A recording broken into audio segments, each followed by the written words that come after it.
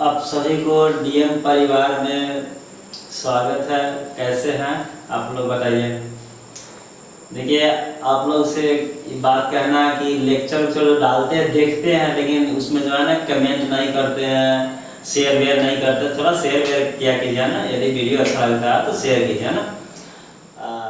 है कि 10वीं बोर्ड परीक्षा में 400 अंक प्राप्त करने का है ना, 450 अंक। क्या बोले, यदि यदि आपका भी सपना है, इच्छा है बिहार बोर्ड परीक्षा में 450 अंक लाने का, तो आप बेहिचक बिना टेंशन के आराम से आप डीएम परिवार के साथ जुड़ सकते हैं। हमारे डीएम परिवार जो है YouTube चैनल पे सर्च मारेंगे, DM classes bye Nishant sir होगा एंड अभिषेक सर होगा, उस पर आप आराम से जुड़ जाइए। आपके लिए बहुत अच्छी रणनीति हम लोग तैयार कर रहे हैं, जिसमें आपका ना इतिहास, वो एसएसटी का फुली क्लास, साइंस का, मैथ का, हिंदी का, लगभग हर एक लेक्चर आपको बेहतरीन तरीके से दिया जाएगा। अभी फिलहाल एसएसटी चल रहा है, मैथ चल रहा है, आप देख ही रहे होंगे, उम्मीद है कि आप देख ही रहोगे। आपको फिर से बता दें, यदि आपका इच्छा है, आपका भी सपना है बिहार बोर्ड 2027 में 450 अंक लाने का, टॉपर बनने का आपका भी यदि सपना है, बिना टेंशन, बिना किसी हिचकिचाहट के आप आसानी से डीएम क्लास के साथ जुड़ सकते हैं, जिसमें एसएसटी हम पढ़ाएंगे, जिसमें आपका ना एसएसटी जो होगा, एसएसटी का जो पोर्शन होगा हम पढ़ा देंगे, और बाकी डायरेक्टर सर है जो आपको मैथ पढ़ाएंगे और साइंस पढ़ाएंगे, हिंदी के कुछ पोर्शन हम देखेंगे, पढ़ाएंगे। विशेष अभी हम लोग पॉलिटी क्लास में विशेष बात नहीं करेंगे, बहुत लंबी क्लासेस को ना लगभग 2-3 लेक्चर में देखेंगे। हम आपसे यही कहेंगे कि आप डीएम परिवार का हिस्सा बने, और डीएम परिवार के हिस्सा के साथ बन के जो है डीएम परिवार को आगे बढ़ाएंगे। लाइक करिए, सब्सक्राइब कीजिए, शेयर कीजिए, आपको कंटेंट अच्छा लगता है तो। दूसरी बात, दोस्त यार में शेयर कीजिए, है ना। एक कंप्लेन आप लोगों से ये है, मतलब थोड़ा सा नाराजगी हम ये महसूस कर रहे हैं कि आप कमेंट नहीं करते। आप लेक्चर देखते हैं, भीड़ जाता है, फिर आप न शेयर कर रहे हैं और न कमेंट कर रहे हैं। आप पहली प्राथमिकता इसे देंगे, पढ़ेंगे, पहली प्राथमिकता आपका पढ़ेंगे, इसके बाद दोस्त यार में शेयर वेयर करेंगे। देखिए, ये आपका ना सेकेंड चैप्टर है, ये पॉलिटी का, राजनीति विज्ञान का 10वीं कक्षा का सेकेंड चैप्टर है, जिसमें हम लोग पढ़ेंगे सत्ता में साझेदारी के कार्य प्रणाली। इस चैप्टर का क्या हो जाएगा नाम, ध्यान सुनिएगा। इस चैप्टर का नाम आपका हो जाएगा, इस चैप्टर के यदि हम नाम की बात करेंगे, यदि इसकी नाम की बात करें तो हो जाएगा, इस चैप्टर का नाम हो जाएगा सत्ता में, बोर्ड पर लिखिएगा, इस चैप्टर का नाम आपका हो जाएगा सत्ता में साझेदारी। क्या हो जाएगा, साझेदारी। क्या हो जाएगा, सत्ता में साझेदारी की कार्य प्रणाली। क्या हो जाएंगे, कार्य प्रणाली, है ना। आप ध्यान सुनिए, इसमें जो लिखा गया, सही में लिखा गया है कि पॉलिटी की ऐसी क्लास यूट्यूब पर कहीं नहीं। आपको तो अभी बता दिए, आप पढ़िए। आप इसके बाद, पढ़ने के बाद आप लेक्चर में कमेंट करेंगे वीडियो में कि सच में ऐसे आप क्लास पढ़े थे। दूसरी बात, यदि आपका सपना है 450, तो ये जो हम क्लास लेकर के आ रहे हैं सीरीज है, ये सीरीज चलेगा, अलग अलग लेक्चर चलेगा, अलग चैप्टर बाय चैप्टर चलेगा। 450 वाले लेक्चर सीरीज में आप क्या करिए, जुड़िए। ये हम सीरीज चालू कर रहे हैं, जिसमें पॉलिटी का अभी कुछ खास पहला चैप्टर होगा, सेकेंड चैप्टर है इसका 450। यदि इच्छा है, आपका सपना है लाने का, तो आप ना 450 वाली क्लास सीरीज में जुड़ेंगे। आपको जो भी क्लासेज अभी आएंगी एसएसटी का, उस सभी में लिखा रहेगा 450 वाले क्लास सीरीज, इसके साथ आपको जोड़ना है। ऐसे ही आपका मैथ में आ जाएगा, ऐसे ही आपका साइंस में आ जाएगा, हर एक सब्जेक्ट में आ जाएगा। हम आज से स्टार्ट कर रहे हैं 450 वाले क्लास सीरीज कर रहे हैं। आपका सपना 450 से ऊपर प्लस लिखा हुआ लाने का है, तो आराम से इसके साथ जुड़िए। ये बिहार बोर्ड 2027 एग्जाम के लिए है, अति महत्वपूर्ण है। विशेष आपको बता दिए कि भाई मेरे जो हम चैप्टर पढ़ने जा रहे हैं, उस चैप्टर का नाम है अध्याय 2, है ना। ये आपका हो जाएगा अध्याय, क्या हो जाएगा, अध्याय 2। अब देखिए, इसमें खास क्या बात है, पहला चैप्टर का नाम था सत्ता में साझेदारी, और सेकेंड चैप्टर नाम है सत्ता में कार्य प्रणाली। आइए पहले यदि हम पहले पेपर की बात करें, आप देखिए साफ से लिखा हुआ है कि सत्ता में साझेदारी। दिल में चल रहा होगा, मन में चल रहा होगा, जो पहला लेक्चर नहीं पढ़े उसको दर्द होगा, दर्द नहीं लेना है, दर्द सोल्व हो जाएगा। जो पहला लेक्चर नहीं देखे होंगे उसको थोड़ा समझने में दिक्कत होगा, क्योंकि ये पहला चैप्टर है जो कनेक्टिविटी कर रहा है, सेकंड से जोड़ रहा है। यह कह रहा है सत्ता में साझेदारी। थोड़ी सी हम चर्चा करेंगे, फिर आगे हम चलेंगे। देखिए बुआ जी, सत्ता में साझेदारी का मतलब ये होता है, सत्ता का मतलब पावर होता है। क्या होता है?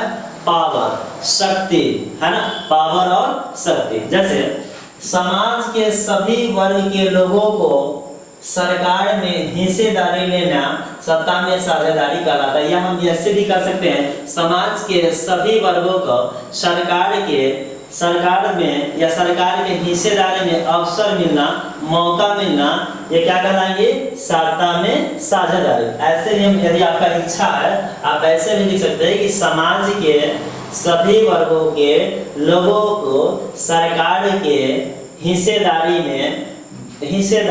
देना या हिस्सेदारी में मौका मिलना सत्ता में साझेदारी कहलाती है। आप यदि नहीं पढ़े हैं तो इसको आप नोट आउट कर लीजिएगा, काम आएगा। आगे बहुत सारे ऐसे टर्म हैं जो आपको ना डायरेक्ट बोलेंगे सत्ता में साझेदारी, आपको माइंड में होना चाहिए कि हाँ सत्ता में साझेदारी क्या होता है। समाज के सभी वर्गों का एक समूह जिनको मौका मिले वो सत्ता में साझेदारी कहलाता है। हमारे भारत में, ध्यान से, भारत एक लोकतांत्रिक राज्य है जिसमें सत्ता में साझेदारी है। और क्यों आवश्यक, ये हम पहले लेक्चर में पढ़ा चुके हैं, आप उसको देखेंगे ना। चलिए, जैसे समाज का बताइए, ये पुरुष जो है, ये पुरुष समाज है, क्या वर्ग है कि नहीं?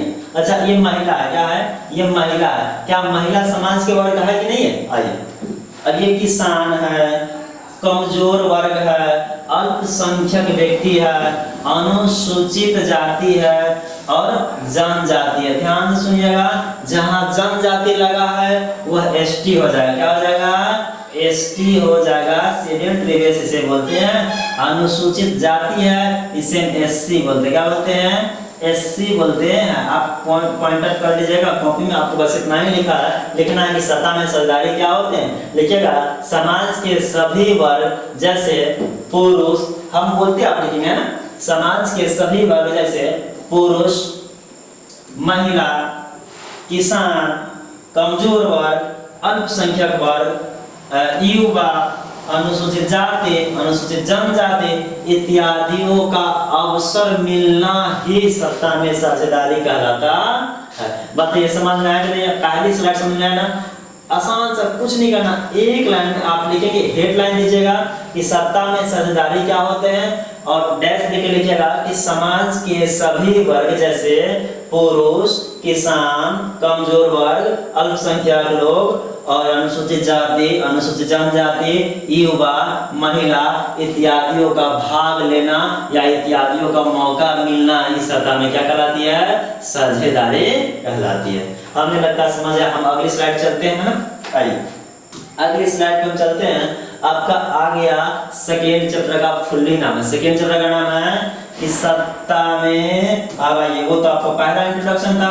अब यह अध्याय है, क्या है? यह अध्याय, सुनिएगा, यह अध्याय 2 है। क्या है?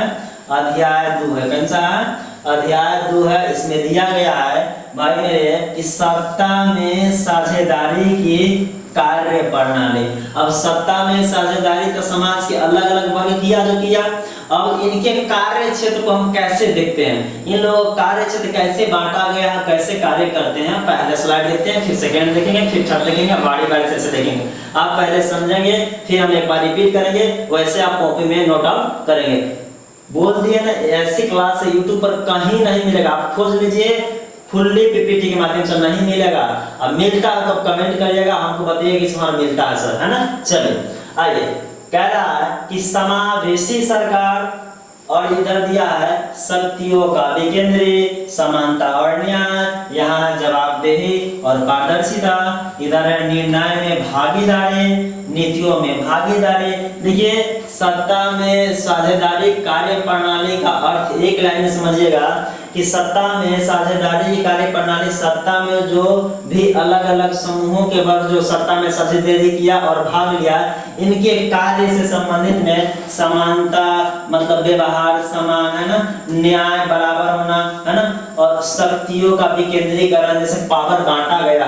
अगली स्लाइड में पढ़ेंगे ना तो हम देखेंगे सरकार के विभिन्न अंग होता है, सरकार की अलग शक्तियां होती है, राज्य सरकार को अलग पावर होता है, केंद्र सरकार को अलग पावर होता है, इन सारी चीजों को हम पढ़ेंगे है ना। आइए, ये समावेशी सरकार है, अर्थात जो सरकार बनेगी सत्ता में कार्य प्रणाली के, वो सब लगभग नीतियों में भागीदारी, यदि सरकार कौन सी नीति बनाती है तो उस समाज में जो भी वर्ग जुड़ा है सत्ता में साझेदारी किया, उन सभी की भागीदारी इसमें होगी और सहमति होंगे। निर्णयों में यदि कोई न्यायालय में निर्णय है, ये भागीदारी है, उनमें भाग लेना समाज के सभी वर्गों का, ये सत्ता में साझेदारी की कार्य प्रणाली के तरीके थे। आइए अगले स्लाइड, ये आपको लिखने की बात नहीं, लिखिएगा तो लिख सकते हैं, सत्ता में साझेदारी कार्य प्रणाली ये सब के अंतर्गत आते हैं। आइए यदि चौथा की बात करते हैं, किसी बात करते हैं भाई, मेरे ध्यान सुनना, इसमें ये बहुत इंपोर्टेंट आपको पढ़ना है। एक क्षैतिज होता है और एक जो क्षैतिज होता है, एक ऊर्ध्वाधर होता है। एक क्या होता है? ऊर्ध्वाधर होता है, ये है ना, यह है ना, एक क्षैतिज होता है, एक ऊर्ध्वाधर होता है। इसको ना आप अच्छे से समझेंगे क्या होता है, बढ़िया समझने की कोशिश कीजिएगा, क्वेश्चन कई बार पूछा गया है और जैसे बोलेंगे ना वैसे आप कॉपी में नोट आउट करेंगे। ये आपके नजर में दिख रहा होगा कि कह रहा कि सत्ता का क्षैतिज वितरण, सरकार की, ध्यान सुनेंगे, पावर जो है, सरकार की जो पावर है वह दो वर्गों में बांटा। कितने वर्गों में? आप लिखिएगा कि सरकार की जो पावर है, शक्तियों का वितरण दो रूपों में देखने को मिलता है। पहला रूप मिलता है क्षैतिज, क्या मिलता है? आप लिखेंगे कॉपी में, सरकार के शक्तियों का वितरण दो रूपों में देखने को मिलता है। पहला आपका क्षैतिज वितरण हो जाएगा, पहला क्या हो जाएगा? क्षैतिज वितरण हो जाएगा। यदि दूसरी की बात करेंगे, कॉपी में लिखते चलेंगे, यदि दूसरी बात करेंगे तो दूसरी में हो जाएगा ऊर्ध्वाधर वितरण। क्या हो जाएगा?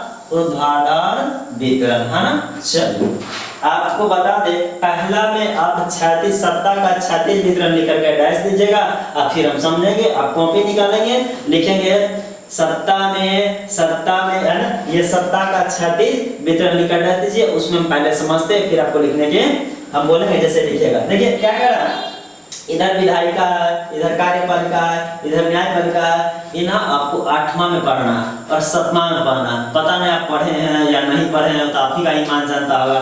नहीं पढ़े हैं फिर भी हम लोग देखते हैं, समझेंगे। चलिए भाई मेरे, सत्ता का जो क्षैतिज वितरण होता है ना, क्षैतिज वितरण, उस क्षैतिज वितरण में क्या होता है, सरकार के अंगों के बीच सत्ता का बंटवारा ही क्षैतिज वितरण कहलाता है।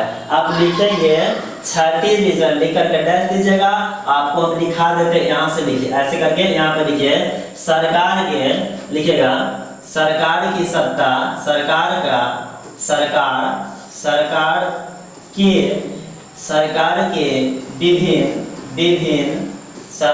के विभिन्न अंगों, लिखिएगा सरकार के विभिन्न अंगों के बीच, है ना, अंगों के बीच, सरकार के विभिन्न अंगों के बीच सत्ता का बंटवारा, सत्ता का अर्थात पावर का बंटवारा ही, सत्ता का बंटवारा ही क्या कहलाता है? क्षैतिज वितरण। क्या कहलाएगा जी? क्षैतिज वितरण। लिखिएगा क्षैतिज वितरण, है ना, क्षैतिज वितरण। आप कॉपी निकालेंगे और कॉपी में लिखेंगे कि सरकार के विभिन्न अंगों के बीच सत्ता का बंटवारा, किसका बंटवारा? सत्ता का बंटवारा ही क्षैतिज वितरण कहलाता। हमें लगता समझ आ गया। अब कई जगह सर जी सरकार के विभिन्न अंग कोना कोना होता है, अब कॉपी निकालिए, उसमें एक और स्टार दीजिए। क्या दीजिए? एक और स्टार दीजिए। अब उस स्टार को पहले लिखिए और फिर समझाते हैं। लिखिएगा सरकार के, लिखिए सरकार के 3 अंग, कई अंग? 3 अंग। आप लिखिए, स्टार देकर के लिखिएगा कि सरकार के 3 अंग। कितने अंग? सरकार के 3 अंग। 3 अंग में पहला अंग आप लिखिएगा, पहला अंग लिखिएगा द्विधायिका। क्या लिखेंगे? द्विधायिका। क्या लिखेंगे? द्विधायिका। दूसरा लिखेंगे कार्यपालिका, क्या लिखेंगे, कार्यपालिका, है ना। दूसरा लिखिए कार्यपालिका, और तीसरा लिखिए न्यायपालिका, क्या लिखिए, न्यायपालिका। आइए अब समझते हैं। हम आपको डेफिनेशन लिखा दिए कि सरकार के विभिन्न अंगों के बीच, कौन अंग, विभिन्न अंग, भाई मेरे विभिन्न अंग यही ना है, हो विभिन्न अंग है, वो विभिन्न अंग विधायिका है, कार्यपालिका है, न्यायपालिका, इन्हीं तीनों के बीच कौन सी का बंटवारा है, सत्ता का बंटवारा। क्या कहलाया, क्षैतिज वितरण कहलाया, क्या कहलाया, क्षैतिज वितरण। आइए अब हम बात करते हैं कि विधायिका, कार्यपालिका, न्यायपालिका क्या है। यह है विधायिका, ये सरकार की पहली अंग है, ये है कार्यपालिका, सरकार की दूसरी अंग है, ये है न्यायपालिका, सरकार की तीसरी अंग है। इन तीनों का अलग अलग कार्य होता है। जैसे आप लिख लेंगे कॉपी में, विधायिका का, ऐसे लिखिए, विधायिका का कार्य, विधायिका का कार्य कानून बनाना, क्या बनाना, विधायिका का कार्य कानून। कॉपी निकालेंगे और जैसे बोलते हैं आराम से अच्छे से सजा कर लिखिए और बढ़िया से पढ़िए, रिवाइज करवा देंगे आपका ना। हम बोले ना ये क्लास जो है ना 450 प्लस वाली क्लास है, यह सीरीज के माध्यम से आएगी और आपको देखना है। विधायिका जो है यह सरकार के पहली अंग है, इसका कार्य कानून बनाना होता, कोई दिक्कत नहीं। आइए ये कार्यपालिका है, कार्यपालिका सरकार की सेकेंड अंग होती है और इसका कार्य लिखेंगे, इसका कार्य विधायिका लिखेगा, कार्यपालिका कॉपी में स्टार देके लिखेगा, कार्यपालिका का कार्य, क्या लिखेंगे, कार्यपालिका का कार्य कानून बनाना, क्या करना, कानून बनाना। चलिए सेकेंड हो गया। आप कॉपी में लिखेंगे कि कार्यपालिका का कार्य कानूनों को लागू करना, इसका कानून बनाना होता है, ऐसे लागू करना, वेरीफाई करके। आप बताइए यदि कोई कानून बन गया वो सही है गलत है, उसका क्या हुआ, मतलब उसका उपयोग दुरुपयोग, इसकी जांच कौन करेंगे, तो जांच करने के लिए कौन है, न्यायपालिका। देखिए न्यायपालिका कानूनों की व्याख्या करती है और न्याय करती है। आप एक और VVI पॉइंट लिखिए, एकदम बढ़िया से इंपोर्टेंट लिख के लिखिएगा कि भारत में न्यायपालिका स्वतंत्र है। आप एक स्टार दीजिएगा, लिखिएगा ऐसे करके, यहाँ पर नीचे लिखिएगा कि भारत की न्यायपालिका, भारत की न्यायपालिका, अच्छे से लिखिएगा, भारत की न्यायपालिका स्वतंत्र है, क्या है, स्वतंत्र है। भारत की न्यायपालिका कैसी है, तो स्वतंत्र है। कॉपी में आप अच्छे से नोट आउट कर लेंगे। भाई मेरे आपको फिर से एक बार रिवाइज करवा दे, अच्छे से देख लीजिएगा, कैसे लिखना वो भी समझ लेंगे। आपसे क्वेश्चन आता है कि बताइए सत्ता का क्षैतिज वितरण क्या कहलाता है, या क्षैतिज वितरण कैसे होता है। ये सत्ता है, पावर, क्या है, सरकार की पावर है। पावरों को जो है सरकार के विभिन्न अंगों में विभक्त कर देना ही क्षैतिज वितरण कहलाता है। सरकार के विभिन्न अंग तीन है, विधायिका है, कार्यपालिका है और न्यायपालिका। इन तीनों के बीच, ध्यान सुनिए, इन तीनों के बीच जो पावर है, क्या है, शक्ति है, क्या है, सत्ता है, इनको बांटवारा कर देना है सरकार की, या सत्ता का क्षैतिज वितरण कहलाता है। आप लिख लेंगे स्टार दे करके, विधायिका का कार्य कानून बनाना होता है, कार्यपालिका का कार्य ये विधान बनाना होता है, कार्यपालिका का कार्य कानून को लागू करना होता है, न्यायपालिका का कार्य होता है कानूनों को व्याख्या करना, न्याय दिलाना। साथ ही साथ भारत की न्यायपालिका स्वतंत्र है। कोई दिक्कत हमें नहीं लगता कि इसमें और भी हमें कुछ बताने की जरूरत, जैसे जहां जरूरत पड़ेगा हम वैसे बताएंगे। आप ईमानदारी पूर्वक, हम आपको पढ़ा रहे हैं, आप भी ईमानदारी पूर्वक कॉपी पेन लेकर के अच्छे से लिखिएगा, है ना। चलो अगला ये है पांचवा, आपको तो पहले बता दिए थे, एक क्षैतिज है, एक ऊर्ध्वाधर है। अब वो समझ में आ गया, इसमें कुछ नहीं है, उसमें सरकार के अंगों के बीच बंटवारा था। इसमें सरकार के अंगों के बीच बंटवारा नहीं है, इसमें सरकार के अलग अलग स्तरों में सत्ता का बंटवारा है। क्या कहलाएगा? ऊर्ध्वाधर वितरण कहलाएगा। अच्छे समझिए पहले क्या होता है ना। यहाँ पर कह रहा कि सत्ता, तो हमें लगता है सत्ता समझ में आ गया। पावर कौन सी? पावर। शक्ति कौन सी? शक्ति। अच्छे से लिखते हैं ना, बढ़िया से लिखते हैं, ऐसे लिखेंगे बढ़िया एकदम अच्छे से लिखते हैं, कोई दिक्कत नहीं। थोड़ा समय लगेगा, आप ही एकदम अच्छे से लिखेंगे, बार बार लिखने का मौका नहीं मिलेगा जी। चलिए अच्छे से लिखते हैं, बढ़िया से लिखते हैं। चलिए आप कॉपी भी निकालेंगे, आप भी लिखेंगे साथ साथ। ये आपको पहला है कि सत्ता का ऊर्ध्वाधर वितरण। वितरण मतलब बांटना, कोई दिक्कत नहीं है। आपको ये समझना है कि सत्ता क्या है। सत्ता मतलब ये होता है पावर। क्या होता है? पावर। इसी को हम बोलेंगे शक्ति। क्या बोलेंगे? शक्ति। अब देखिए सरकारों के जो शक्तियां होती है, जो पावर होती है, उनको स्तर बाय स्तर, क्या उसमें अंग था। जब आपसे ये ऊर्ध्वाधर क्षैतिज पूछेगा तो सरकार के अंगों के बीच, और ऊर्ध्वाधर पूछेगा तो बोलेगा सरकार के विभिन्न स्तरों के बीच सत्ता का बंटवारा क्या कहलाता है? ऊर्ध्वाधर वितरण कहलाता है। हो गया। चलिए आप कॉपी निकालिए, हम आपको लिखाते हैं। आप कॉपी निकालिए और ऊर्ध्वाधर वितरण लिख करके डैश दीजिए। आप लिखिए कि सत्ता का ऊर्ध्वाधर वितरण होती है और अपने अपने कार्यों के लिए लोगों को जवाबदेही या उत्तरदायी होते हैं। कह रहा कि इसकी विशेषता ये भी है कि अलग अलग सरकार है, अलग अलग कार्य क्षेत्र होता है, और यह जवाब देने के लिए अलग अलग सरकारें होती है अपने अपने क्षेत्र के समस्या, है ना। तीसरा चौथा होगा कि दोनों सरकार एक ही नागरिक समूह पर शासन करती है। कुल मिलाकर भारत है, और भारत की एक सरकार है जिसे भारत सरकार बोलेंगे, केंद्र सरकार बोलेंगे, संघ की सरकार बोलेंगे। और भारत जो है, भारत में बंटवारा किया क्या है, जो बांटा गया राज्य है, राज्य जो सरकार है, प्रांत क्षेत्र है, उसे ना एक राज्य सरकार के हाथों में दे दिया। लेकिन कुल मिलाकर यदि हम कहेंगे, कुल मिलाकर कहेंगे तो एक ही लोगों पर दो शासन, एक राज्य की शासन, एक केंद्र की शासन। देखिए ना, दोनों सरकार एक ही नागरिक समूह, नागरिक यह न रहेगा, यह राज्य के लिए भी रहेगा और केंद्र सरकार के भी रहेगा, प्रशासन करते हैं। कोई दिक्कत नहीं, अच्छा समझ आया, एकदम बढ़िया समझ में आया। आइए, संघीय शासन में नागरिकों की दोहरी पहचान एवं निष्ठाएं होती है।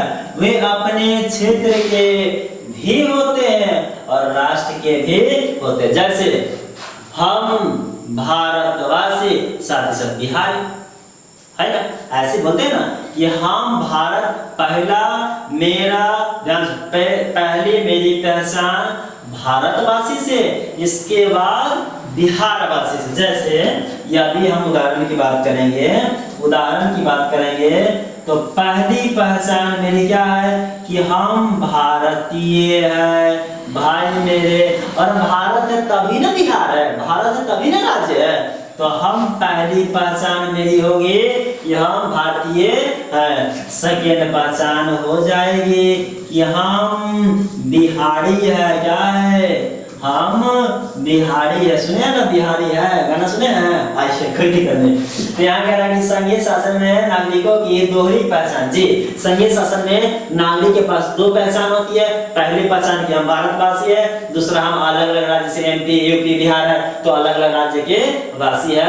ये दो पहचाने होते हैं। चलिए, दोनों सरकार के अधिकारों और शक्तियों का मूल स्रोत संविधान होता है। कुछ भी करे, कोई भी कार्य करे, पहली प्राथमिकता संविधान है। क्या है?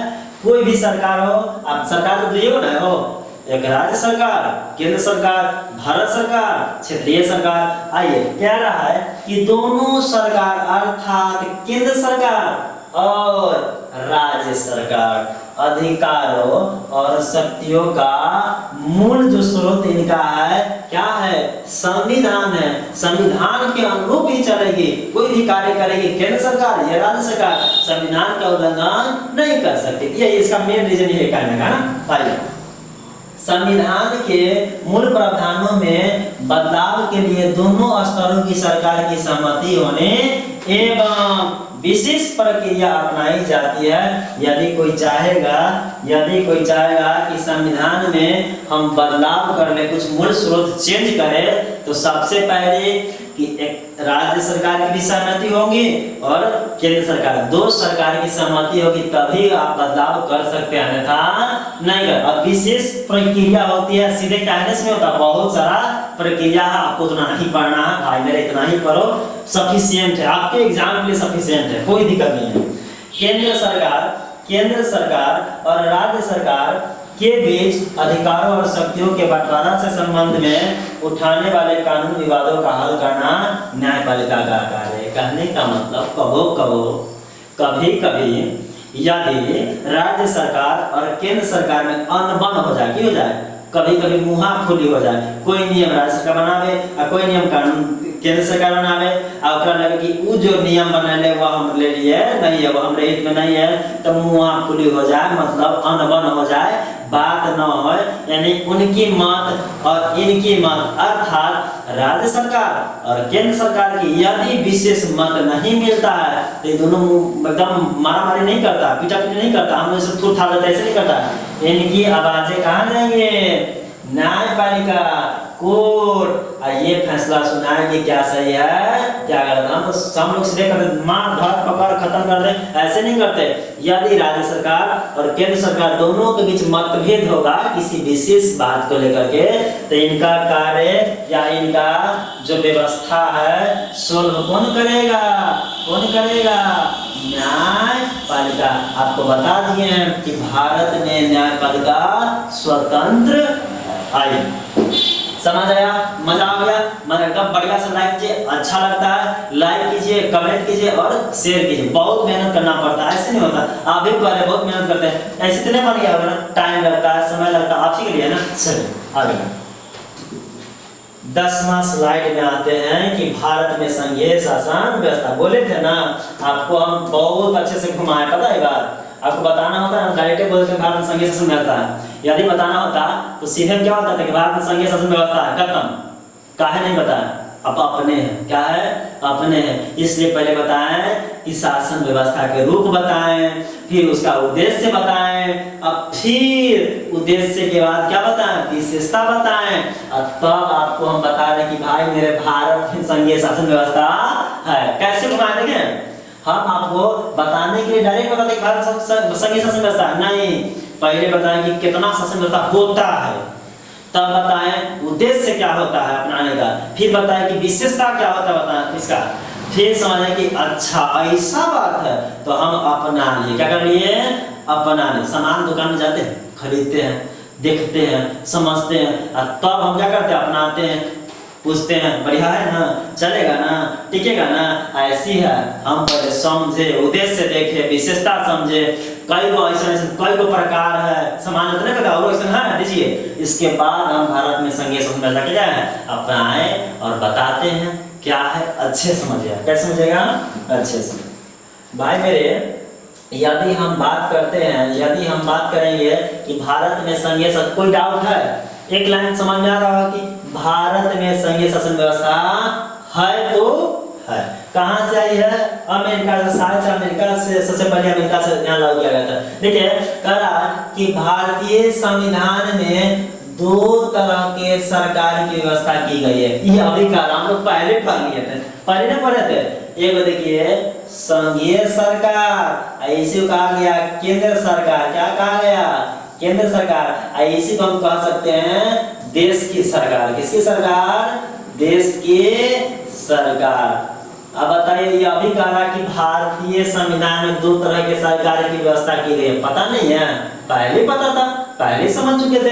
आइए, पहला है संघीय सरकार या केंद्रीय सरकार, दूसरा है प्रांतीय या राज्य सरकार। बोले थे ना हो, एक राज्य सरकार भी होता है जिसका दूसरा नाम प्रांतीय सरकार भी होता है। समझ आया, इसे क्षेत्रीय भी बोलते हैं। क्या बोलते हैं, इसे हम क्षेत्रीय भी बोलते हैं, लेकिन इतनी जरूरत नहीं है, दो ही सफिशिएंट है, कोई दिक्कत नहीं है। भारतीय संविधान में सरकार कई गो, दो गो, कई गो, दो गो। पहला संघीय सरकार, इसी का दूसरा नाम केंद्र सरकार।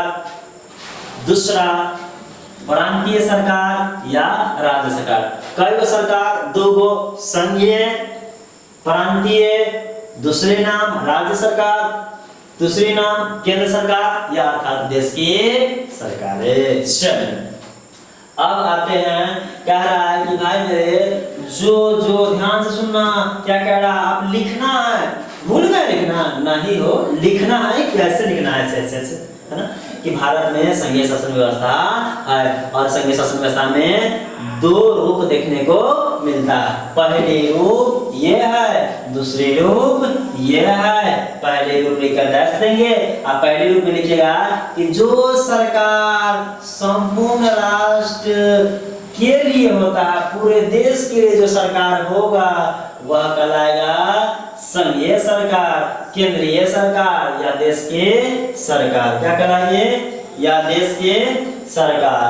अब जैसे यह संपूर्ण क्या है, ये एक देश है, ये भारत है और ये भारत की एक जो सरकार होगी एक होगी जिसे हम बोलेंगे संघीय, केंद्रीय और देश की सरकार। कोई दिक्कत? अच्छा से समझिए, बढ़िया से, कम ही पढ़ेंगे, अच्छे समझेंगे। प्रांतीय या राज्य सरकार किसको कहेंगे? तो इसमें कुछ नहीं है कि जो सरकार प्रत्येक इकाई या राज्य के लिए होता है। जैसे बिहार सरकार, यहाँ पर आप लिख सकते हैं बिहार सरकार। कौन सरकार? यूपी सरकार। कौन सरकार? राज्य सरकार। ये राजस्थान, क्या लिखेंगे? राजस्थान। क्या बनेंगे? राजस्थान लिखेंगे। एमपी, कौन पी? एमपी, है ना, एमपी। गुजरात, क्या? गुजरात। ये सब जो स्टेट में जो सरकारें होंगी, राज्य में सरकारें होंगी, उसे राज्य सरकार कहेंगे या प्रांतीय सरकार कहेंगे। जैसे जो सरकार प्रत्येक प्रांतीय इकाई या राज्य के लिए होता है, जैसे बिहार, यूपी, राजस्थान, एमपी, गुजरात, ये सब प्रांतीय राज्य सरकार के अंतर्गत होते। देखो ना, ये भारत है और भारत से अलग अलग राज्यों का विभाजन दिखाया गया है। ये प्रांतीय सरकार है। ये जो है विधानसभा, विधानमंडल के अंदर जो राज्य में होता है, इसके अलग सरकारें होती हैं।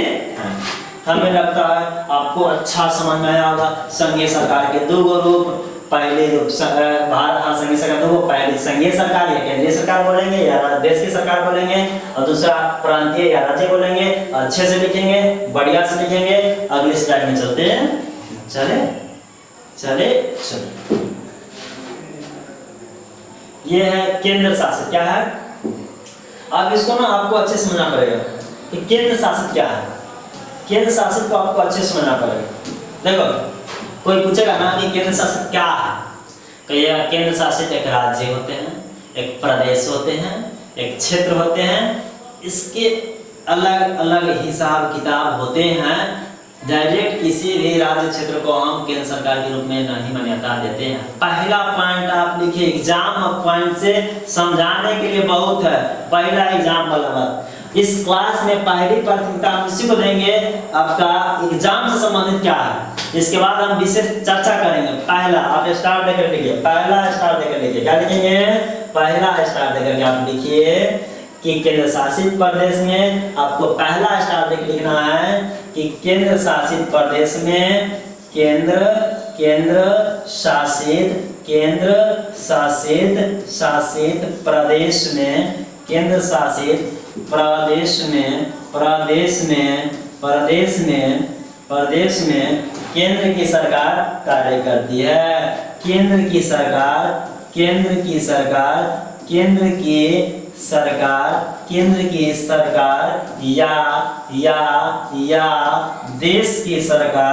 या देश की सरकार संचालित करती है। आपके पहले एग्जाम पॉइंट ऑफ व्यू से एक क्वेश्चन यहाँ से एक ही निकलेगा, कहेगा बता दो बाबू कि केंद्र शासित जो प्रदेश है उसका बागडोर, उसका रस्सी, उसका कंट्रोल किसके हाथ में होता है? तो आप बताएंगे कि केंद्र सरकार के हाथ में या देश की सरकार के हाथों में केंद्र शासित प्रदेश का संचालन होता है। कुल मिलाकर के बात ऐसा है कि अंडमान निकोबार जो है यह केंद्र शासित प्रदेश है, चंडीगढ़ केंद्र शासित प्रदेश है, दिल्ली केंद्र शासित प्रदेश है, जम्मू कश्मीर केंद्र शासित प्रदेश है, और इन सभी केंद्र शासित प्रदेशों का कंट्रोलिंग किसके हाथों में? तो केंद्र सरकार देश की सरकारें के द्वारा चलाई जाती है। कुल मिलाकर संचालन कौन करेगा? तो देश की सरकारें करेंगी। किसको करेंगी? तो केंद्र शासित प्रदेश में जो भी प्रदेश आएगा, जैसे निकोबार, चंडीगढ़, दिल्ली, जम्मू कश्मीर, इन सभी का देखभाल किनके निगरानी में? केंद्र सरकार के निगरानी में। कोई दिक्कत नहीं है। आप समझिए, अपना नॉलेज वाला बात है, ये हो गया। आप ये लिख लेंगे, नॉलेज वाला बात यह है कि सर जी केंद्र शासित प्रदेश कैसे बनता है? देखिए, कोई क्षेत्र क्या है, कोई क्षेत्र है, उस क्षेत्र को ना वैसी स्थिति होती है कि किसी अन्य क्षेत्रों में या किसी अन्य राज्य में उसको विलय नहीं कर सकते हैं। दूसरा बात, वहां पर कुछ महत्वपूर्ण होने चाहिए, जैसे कुछ विशेष उसकी विशेषता होनी चाहिए, भौगोलिक विशेषता हो, भौगोलिक संरचना हो। आप पूर्ण रूप से वो स्वतंत्र ना, कैसे हो? पूर्ण रूप से वह स्वतंत्र नहीं होती है। वहाँ की कुछ संस्कृति होती है, कुछ विरासतें होती है, उनको बनाए रखने के लिए हम लोग केंद्र शासित प्रदेश क्या देते हैं? दर्जा देते हैं। जैसे दिल्ली है, क्या है?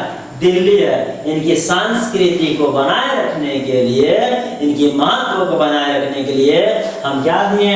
और विशेष दर्जा देते हैं। और ध्यान सुनिएगा, विशेष दर्जा देते हैं उसको मौजूदा राज्य में या मौजूदा प्रांत में विलय भी नहीं कर सकते, स्वतंत्र रूप से विलय नहीं कर सकते। वैसी स्थिति में केंद्र शासित प्रदेश का दर्जा दिया जाता है। आइए अगला बात करें, आपको समझ आ गया होगा। आइए, आपसे यदि क्वेश्चन मजाक में पूछेगा, एग्जाम में तो पूछेगा नहीं, मजाक में पूछे बता दो भारत में केंद्र शासित प्रदेश कै गो? लिखो 8 गो। कै गो? लिखो 8 गो। कॉपी निकालो और लिखिए, कॉपी में निकालिए और लिखिए भारत में केंद्र शासित प्रदेश 8 गो। 8वां में पढ़ना, 9वां में पढ़ना, अब 10वां में पढ़ा है, कोई बात नहीं है, पढ़िए तो सही। बस आइए, आ गया ना, ये आ गया ना। आइए अब इसको ना अच्छे से समझिए, ये कह क्या रहा है, ये कह क्या रहा है, इसका कहना क्या है, इसका उद्देश्य क्या है। आप बढ़िया समझेंगे, आप कॉपी निकालेंगे और साथ ही साथ क्या करेंगे? लिखते चलेंगे। आप कॉपी निकालिए और साथ ही साथ जैसे जैसे जैसे लिखते हैं वैसे वैसे आप क्या करेंगे? लिखते चलेंगे। जैसे से बोलेंगे वैसे से कॉपी में नोट आउट करते चलेंगे। पहला आपका हो जाएगा कि जम्मू कश्मीर, क्या हो जाएगा? पहला की यदि हम बात करेंगे, यदि पहली बात करें तो भाई मेरे, जम्मू कश्मीर जो राज्य है उसको विशेष राज्य का दर्जा मिला है। ये जम्मू जो कश्मीर राज्य है उसे विशेष राज्य को दर्जा दिया गया। इतना आपको लिखने का कुछ लिखने की जरूरत नहीं है। बस मणिपुर, अरुणाचल प्रदेश, सिक्किम इत्यादि राज्य को कुछ विशेष प्रावधान दिए गए। ये आपका पॉइंट ऑफ व्यू है। आप आराम से लीजिए, कोई दिक्कत नहीं, आराम से उसको क्या कर लीजिए, लिख लीजिए। केंद्र और राज्य के अधिकारों के बारे में आसानी से बदलाव नहीं। आपको बताया है कि केंद्र की सरकार और राज्य की सरकार, केंद्र की सरकार और राज्य की सरकार दो है।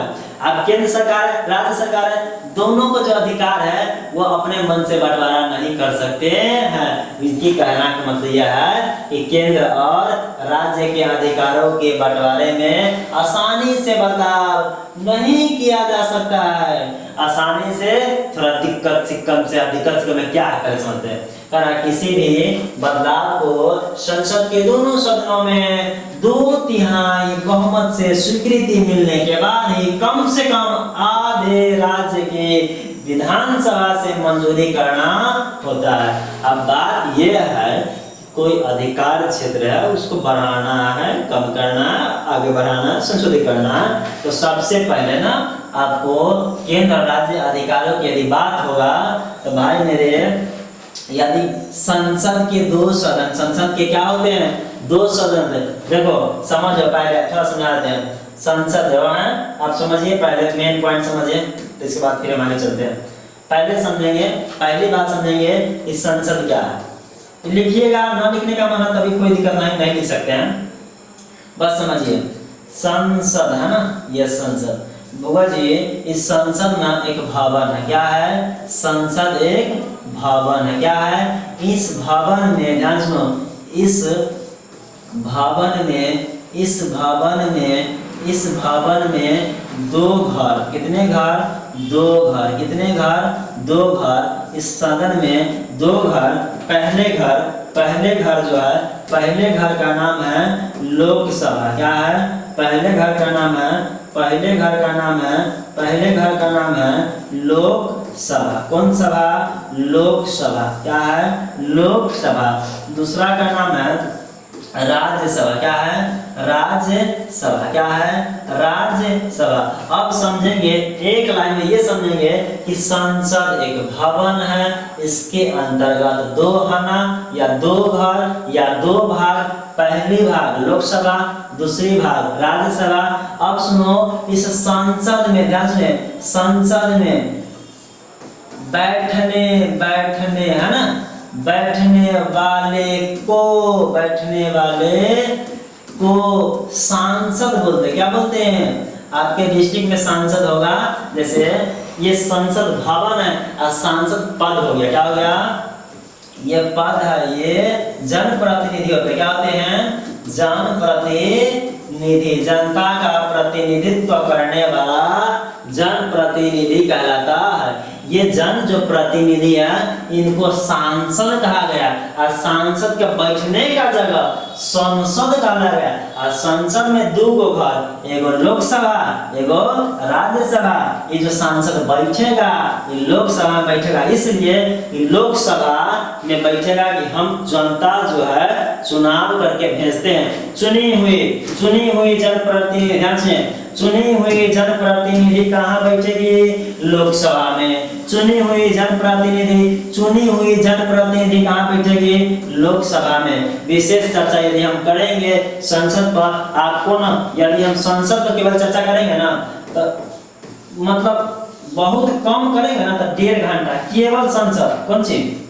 केवल संसद यदि हम चर्चा करेंगे तो 1.5 घंटा, लेकिन आपको उतना पढ़ने की जरूरत जितना आपके एग्जाम के लिए सफिशिएंट था हम बता दिए हैं। टेंशन नहीं लेना है, जैसे जैसे आगे की कक्षा में आएगा वैसे वैसे हम आपको बताते चलेंगे।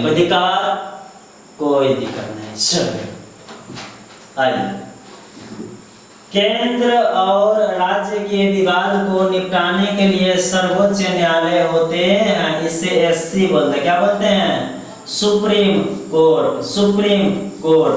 आपसे क्वेश्चन पूछता है, इस केंद्र और राज्य के विवाद, कौन सी विवाद निपटाने के लिए सर्वोच्च न्यायालय, जिसे पिछली बार बताया था ना, वो कोर्ट ना बताया था, न्यायालय। यही बात कह रहा है, दोबारा कह दिया, कोई दिक्कत नहीं। केंद्र और राज्य के द्वारा बनाए गए कानून की जांच कर उन्हें संविधान के विरोधी या गैर संवैधानिक घोषित करने का शक्ति सर्वोच्च न्यायालय को। आप बताते हैं कोई नियम बनाए, क्या बनाए? सरकार बनाए, केंद्र सरकार बनावे चाहे राज्य सरकार बनावे, कोनो नियम, बाल विवाह वाला पर नियम बना दे, कन्या उत्थान पर नियम बना दे, या शादी ब्याह के लेकर कोई नियम बना दे, कितना उम्र ब्याह होना चाहिए, कितना उम्र शादी होना चाहिए, कोई भी नियम यदि राज्य सरकार या केंद्र सरकार बनाती है तो उसको सबसे पहले जांच करेंगे सर्वोच्च न्यायालय। गलत होगा तो गैर कानूनी, सही होगा तो सही। देखिए यही बात कर रहा है कि केंद्र और राज्य के द्वारा बनाए गए, केंद्र बनावे या राज्य बनावे, कौन सी बनावे? नियम बनावे, कानून बनावे, ओकरा जांच, उन्हें संविधान के विरुद्ध गैर कानूनी घोषित करने का शक्ति किनके पास है? संविधान के रूप देखेगा सही है या गलत है, और यह सही और गलत करने का तय किनके हाथों में है? कौन करेगा भाई मेरे? न्यायालय करेगा। कौन न्यायालय? सर्वोच्च न्यायालय। और सर्वोच्च न्यायालय को हम लोग शॉर्टकट में एससी बोलते हैं। क्या बोलते हैं? सुप्रीम कोर्ट बोलते हैं। क्या लिखा है दीजिए, हम आपको बढ़िया से दिखा देते हैं, आप कॉपी में लिखिए। ऐसे लिखिए कि सरकार के, ऐसे लिखेंगे सरकार के, कॉपी निकालिए, लिखिए सरकार के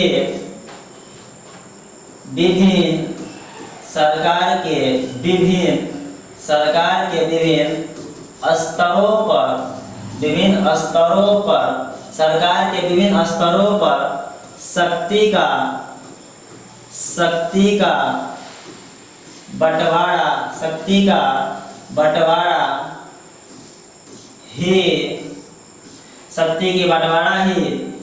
क्या कहलाएगा? ऊर्ध्वाधर वितरण। क्या कहलाएगा? ऊर्ध्वाधर, है ना, ऊर्ध्वाधर वितरण। क्या कहलाएगा? वितरण। आइए अब अच्छे समझिए, आपको यदि क्षैतिज पूछता है तो सरकार के अंगों के बीच शक्ति का बंटवारा ही क्या कहलाएगा?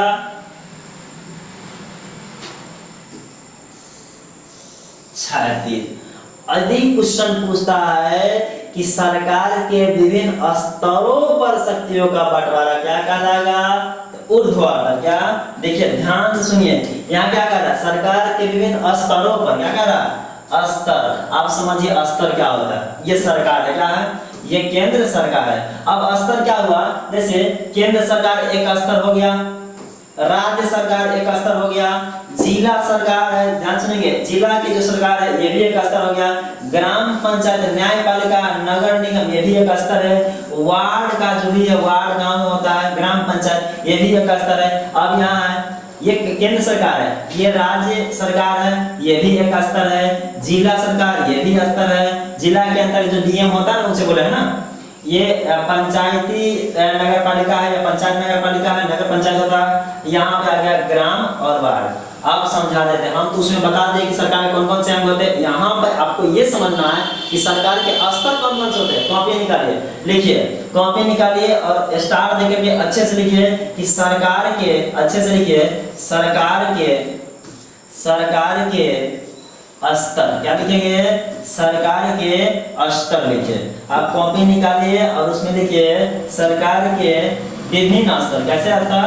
विभिन्न, है ना, सरकार के विभिन्न स्तर। और नीचे से लिखिए सरकार के विभिन्न स्तर में क्या हो जाएगा? क्या हो जाएगा? ऐसे लिखेंगे, पहले ऐसे लिख लीजिएगा, केंद्र सरकार,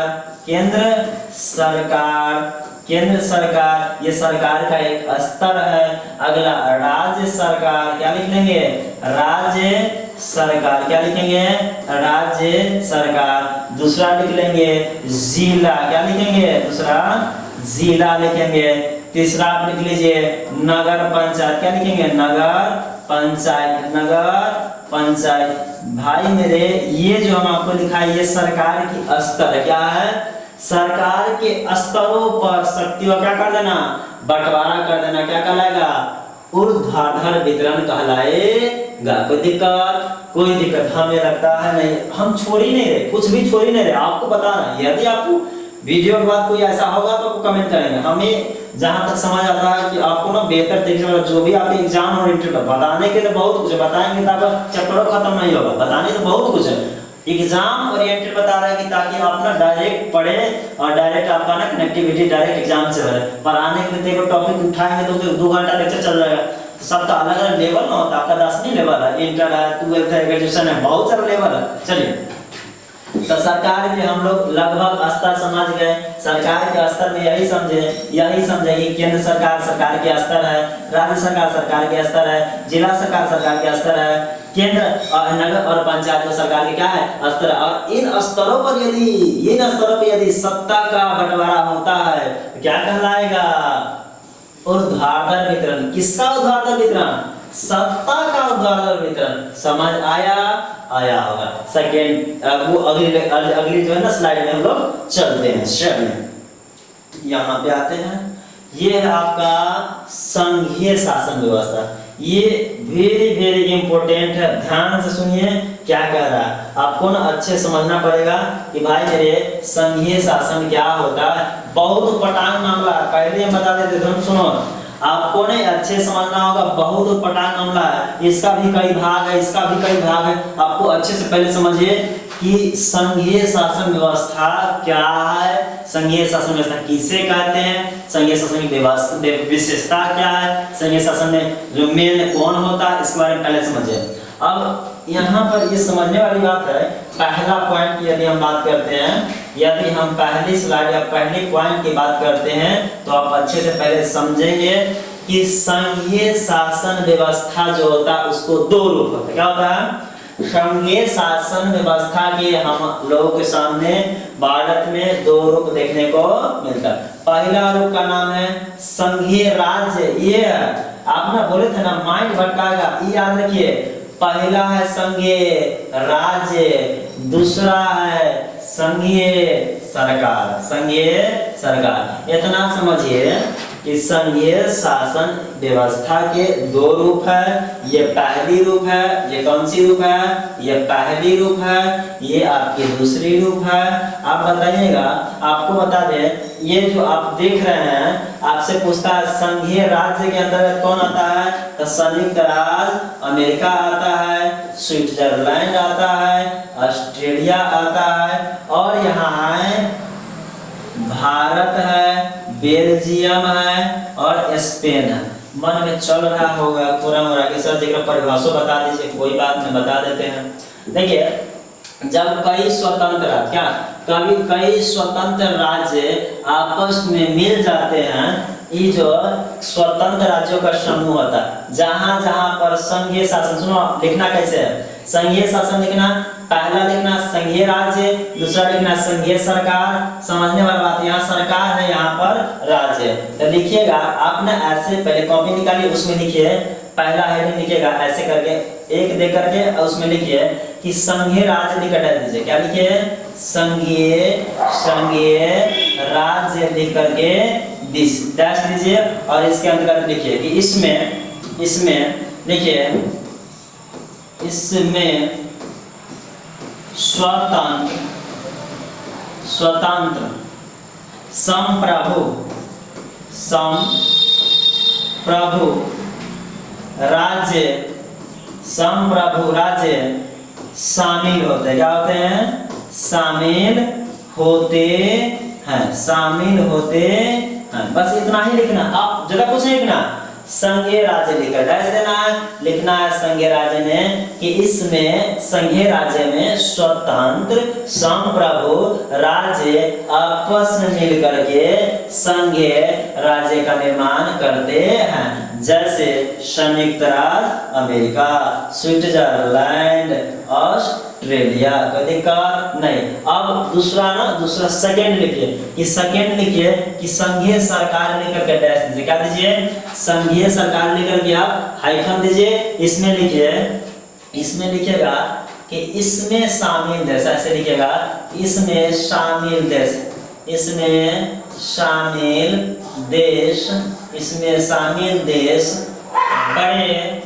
बड़े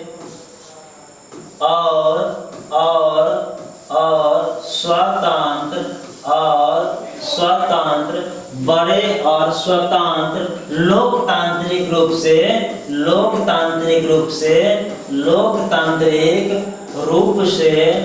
से शामिल होते। क्या होते हैं?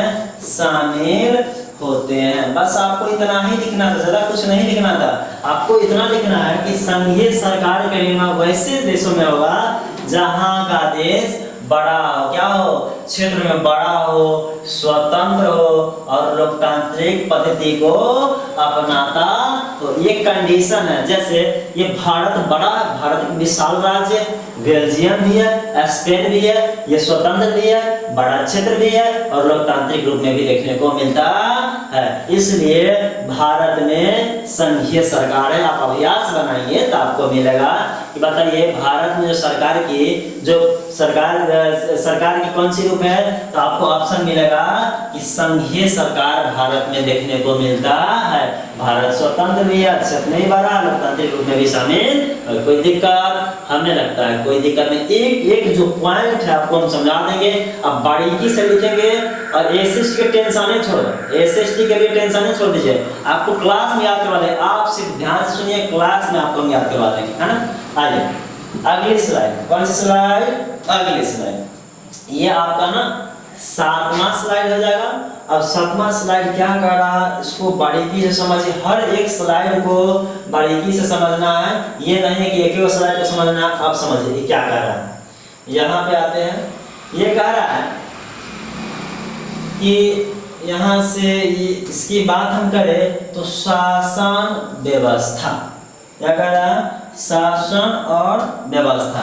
देखिए शासन व्यवस्था दो रूप में, कितने रूप में, शासन व्यवस्था दो रूप में। पहले पहले पहले संघात्मक, इसी का दूसरा नाम है संघीय शासन। क्या नाम है, संघीय। घबराने वाली बात नहीं है भाई मेरे, संघात्मक बोलो या संघीय बोलो, ये दोनों का नाम एक ही है। अब दूसरा है एक आत्मक, क्या है, एक आत्मक शासन व्यवस्था। अब समझिए पहले इसमें क्या है, देखिएगा लिखा होगा संघात्मक शासन व्यवस्था, यहाँ पर केंद्र सरकार है, यहाँ पर देखिए राज्य सरकार है, राज्य सरकार है, राज्य सरकार है, यहाँ पर देखिए केंद्र सरकार है, केंद्र सरकार है, यहाँ पर स्थानीय सरकार है, स्थानीय सरकार है, स्थानीय प्रशासन है, स्थानीय प्रशासन है, स्थानीय प्रशासन। सीधे समझिए कि शासन की वैसी पद्धति, शासन की वैसी पद्धति जिसमें केंद्र सरकार सीधे व सीधे सरकार के स्तरों से जुड़ी होती है। क्या होती है, सरकार के स्तर से। ऐसे लिखेंगे संघात्मक या संघीय शासन व्यवस्था। यदि आपसे पूछता है तो आप कहेंगे कि ये शासन, ये शासन, ऐसे लिखेगा, ये शासन राज्य के ये शासन राज्य के स्तरों को जोड़ता है। क्या करता है, स्तरों को जोड़ता है, स्तरों को क्या करता है, जोड़ता है। बस इतना ही लिखना, ज्यादा कुछ नहीं लिखना, बहुत कुछ पढ़ना आपको। लिखिए इतना ही लिखना है कि संघात्मक या संघीय शासन व्यवस्था क्या है, ये व्यवस्था, ये शासन व्यवस्था राज्य के स्तरों क्या करता है, जोड़ता है। जैसे केंद्र सरकार किसको जोड़ा, राज्य सरकार को, राज्य सरकार को, अलग अलग राज्य है ना, उसको क्या किया, जोड़ने का कार्य किया। अब यह है एकात्मक शासन व्यवस्था। एकात्मक शासन व्यवस्था में कुछ है नहीं, इसमें भी केंद्र सरकार स्तरों को न जोड़ करके डायरेक्ट व डायरेक्ट स्थानीय शासन से जोड़ती है। कहाँ जोड़ती है, आप यहाँ पे लिख सकते हैं इसमें ऐसे ये शासन व्यवस्था, या लिखेंगे एकात्मक शासन व्यवस्था लिख कर डैश दीजिए, लिखिए कि इसमें, है ना, ऐसे लिखिए कि इसमें शासन व्यवस्था, इसमें शासन व्यवस्था सीधे व सीधे, कैसे, सीधे व सीधे स्थानीय प्रशासन, स्थानीय निकाय से होते हैं। क्या होते हैं, सीधे व सीधे स्थानीय निकाय से, किनसे, स्थानीय निकाय से जुड़ी होती है। क्या होती है, जुड़ी होती है। आपके दिल में, मन में चल रहा होगा, सर जी शासन के जो व्यवस्था के दो रूप है, एगो संघात्मक बताएं, एक नाम का है संघीय शासन, एगो बताएं एकात्मक। तो बताइए भारत में कौन है, चल रहा होगा दिमाग में, भारत में कौन है, आपको बता दे, भारत में संघात्मक शासन व्यवस्था है। कैसे है, अगली स्लाइड में आपको समझ में आएगा। इतना आप लिख लीजिए कि शासन व्यवस्था के दो रूप होते हैं। आप हेडलाइन लिखेंगे, शासन व्यवस्था के दो रूप होते हैं। कितने रूप होते हैं, दो रूप या दो प्रकार है। पहली प्रकार है संघात्मक या संघीय, जिसके अंतर्गत आपको इतना ही लिखना था कि भाई मेरे ये शासन राज्य के स्तरों को जोड़ती है। आपको बोले केंद्र सरकार एक राज्य का स्तर है और राज्य सरकार भी एक स्तर है, जिला भी एक क्या है, स्तर है, नगर निकाय भी एक स्तर है, ये स्तर को जोड़ती है। जबकि एकात्मक शासन व्यवस्था केंद्र सरकार डायरेक्ट व डायरेक्ट, प्रशासन, स्थानीय निकाय, ऐसे लिखना है कि एकात्मक शासन व्यवस्था के अंतर्गत इसमें शासन व्यवस्था सीधे व सीधे डायरेक्ट जनता से जुड़ते, किनसे, स्थानीय निकाय से। देखिए स्थानीय निकाय है कि नहीं है। चलिए अगली स्लाइड, या अगली स्लाइड की बात करेंगे, अगली स्लाइड की हम बात करेंगे तो आया ना संघीय शासन व्यवस्था का उद्देश्य। मन में चल रहा होगा या ध्यान सुनेंगे कि संघीय शासन क्यों है। भाई मेरे संघीय शासन ही क्यों, अदर शासन क्यों नहीं? तो संघीय शासन की विशेषता आप समझेंगे। विशेषता मतलब ये होता है उसके बारे में क्या सही है क्या गलत है, इसके बाद हम तय करते हैं। आपको पहले बताते हैं विशेषता क्या है, तो आप ये ना यही व्यवस्था सही यही रहना चाहिए। कोई भी आदमी आपसे मिलता है तो पहले अपनी विशेषता, या किसी व्यक्ति को लाना होता है तो पहले विशेषता बताते हैं। कोई भी टीचर आते हैं, इतना पढ़ाते हैं, इतना से एक्सपीरियंस है, इतना पढ़ाए, थोड़ा सा मनोबल बढ़ता है, अच्छा सर जी पढ़ाए है, और डायरेक्ट आपको कह देंगे ये नायिका सर जी है अभी से स्टार्ट कर रहा, उतना समझ में माइंड नहीं सेट होगा। और जब भी आपको बताया जाता है एक्सपीरियंस, अच्छा अनुभव है ना, ऐसी है, आप पहले समझेंगे विशेषता, इसके बाद समझेंगे कि विशेषता के बाद आपको ऑटोमेटिक समझ आएगा कि ना सच में यही होना चाहिए। आइए, संघीय शासन व्यवस्था का उद्देश्य। देश में संघीय शासन व्यवस्था लाने का उद्देश्य क्या था, माइंडसेट क्या था, समझ आया? ये करार है कि क्षेत्रीय एवं अन्य विधि व्यवस्थाओं या विविधताओं का आदर करना, राष्ट्रीय एकता एवं अखंडता की रक्षा करना या बढ़ावा देना। आपसे यदि क्वेश्चन पूछता है कि बताइए संघीय शासन व्यवस्था के उद्देश्य क्या होता है, तो कॉपी निकालिए, पहले लिखिए, फिर हम समझेंगे। पहले कॉपी निकालेंगे, पहले लिखेंगे, इसके बाद समझेंगे। यदि क्वेश्चन पूछता है कि संघीय शासन व्यवस्था का उद्देश्य, कॉपी निकालिए, लिखिए, मेरे साथ हेडलाइन दीजिए कि संघीय, देखिए कि संघीय शासन व्यवस्था, संघीय शासन व्यवस्था का उद्देश्य, संघीय शासन व्यवस्था का उद्देश्य, क्या करेंगे? उद्देश्य। चलिए उद्देश्य में लिखिए, संघीय शासन व्यवस्था का उद्देश्य यह होता है कि क्षेत्रीय एवं अन्य, लिखिए कि उद्देश्य क्षेत्रीय एवं अन्य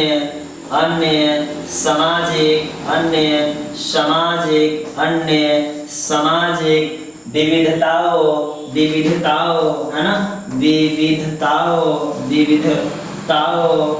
और साथ ही साथ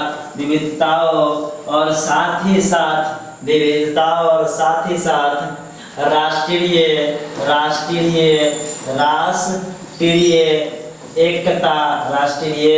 एकता और अखंडता, क्या?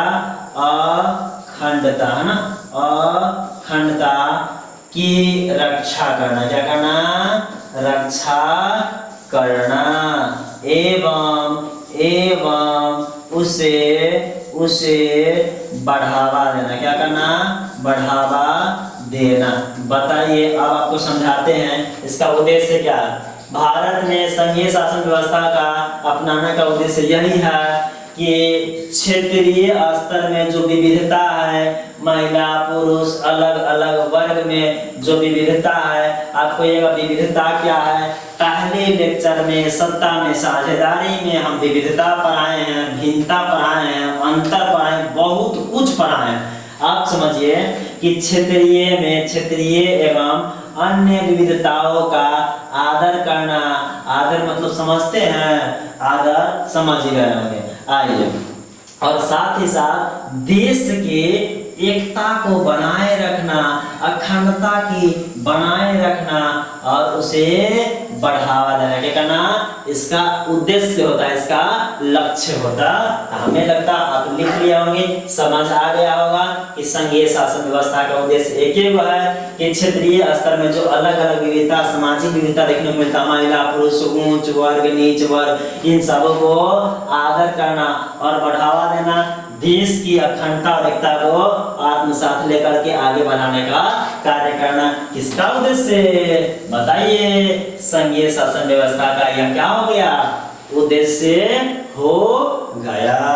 आइए, यदि अगली स्लाइड करते हैं, यदि हम अगली स्लाइड की बात करते हैं, अगली स्लाइड के बाद आपको ना ये BBI है, ये आप आराम से लिख लीजिए, जितना हम बताते हैं उतना आराम से कॉपी में नोट कीजिए, हम पढ़ते जाएंगे, आप आसानी से लिखते जाएंगे, हम पढ़ते जाएंगे, आपको क्या करना? आसानी से लिख लेना है, कॉपी में आप नोट कर लेंगे, एक एक लाइन हम आपको बता देंगे, एक एक लाइन बता देंगे, आप आसानी से उसको ना बढ़िया से लिखिए और समझाएंगे। उसको जहां पे बोलेंगे डबल टिक लगाने तो वहां पे डबल टिक लगाइएगा। चलिए, संघीय आपका पहला है कि मेन टॉपिक देखिएगा कि संघीय शासन व्यवस्था की विशेषता। आपका हम उद्देश्य पढ़ा दिए कि भाई मेरे उद्देश्य यही है कि क्षेत्रीय समाज में जो भी भिन्नता है और देश की एकता को बढ़ावा देना, उसका आदर करना, सम्मान करना, तो उद्देश्य समझ में आ गया।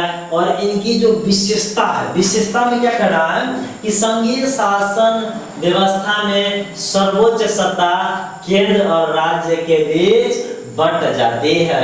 तो अच्छा है ना, बताइए ये व्यवस्था नहीं रहता ना तो केवल एक ही सरकार के पास सत्ता रहता, नियम कानून जो भी कुछ करना। लेकिन इस प्रकार की जो व्यवस्था अपना भारत में है, ये संघीय शासन व्यवस्था जो भारत में है, इस भारत में क्या कह रहा है कि जो सर्वोच्च सत्ता है केंद्र सरकार और राज्य सरकारों के बीच क्या हो जाती है, बंट जाती है।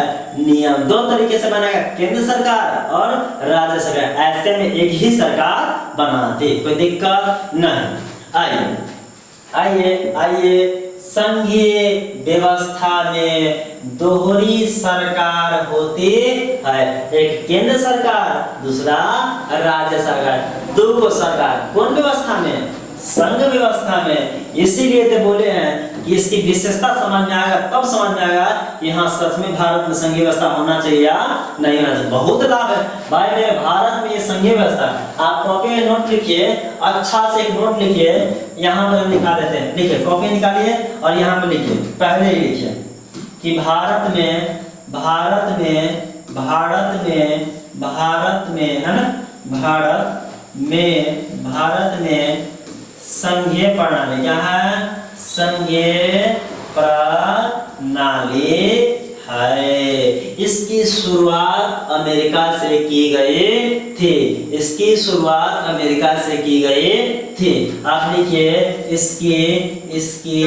इसकी शुरुआत क्या, इसकी शुरुआत अमेरिका, कौन का, अमेरिका है ना, कोई दिक्कत? 2 पॉइंट लिखिए, पूछता है।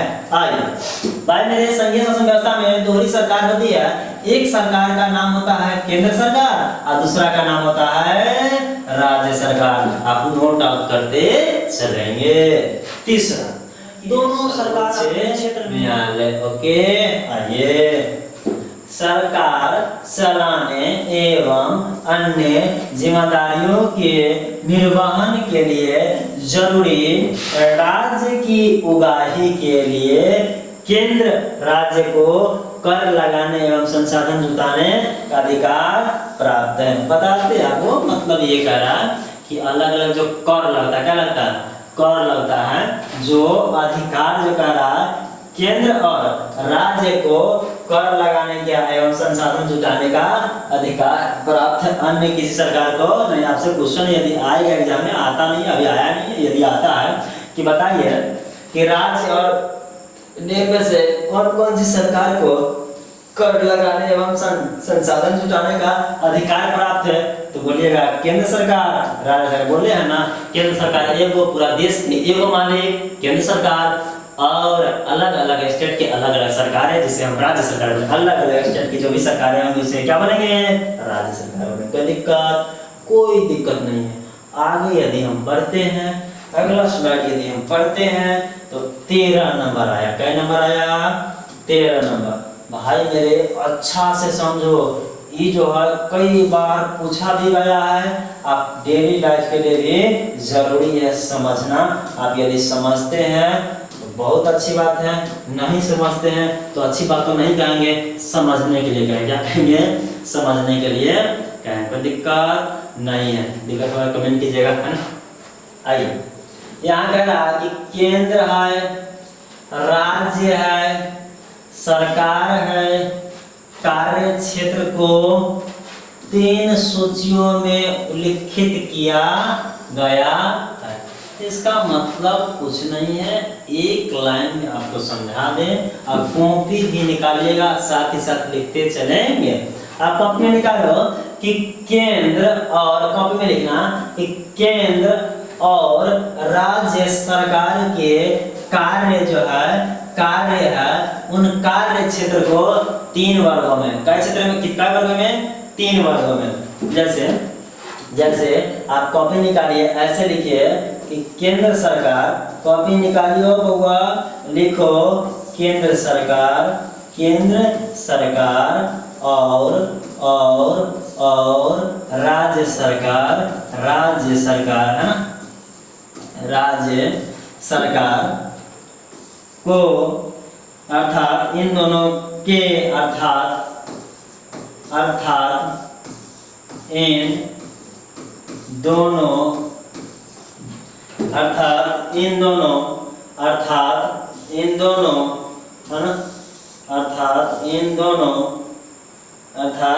दोनों सरकार के कार्य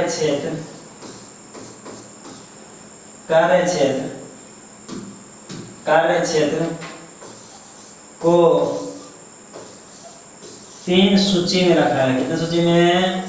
3 सूची में रखा गया, 3 सूची में रखा गया है। भाई मेरे ध्यान से सुनना, कहने का मतलब और लिखने का मतलब ऐसे है कि केंद्र सरकार और राज्य सरकार, इन दोनों के जो अधिकार क्षेत्र है, पावर है, कुछ बनाने का नियम कानून है, वह जो है 3 सूची में रखा गया है।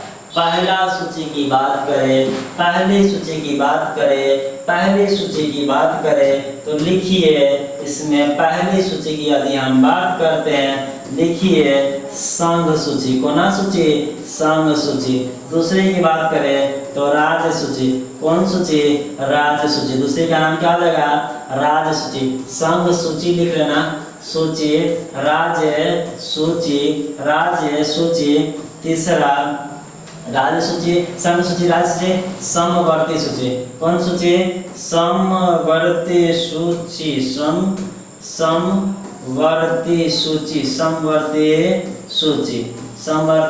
सूची।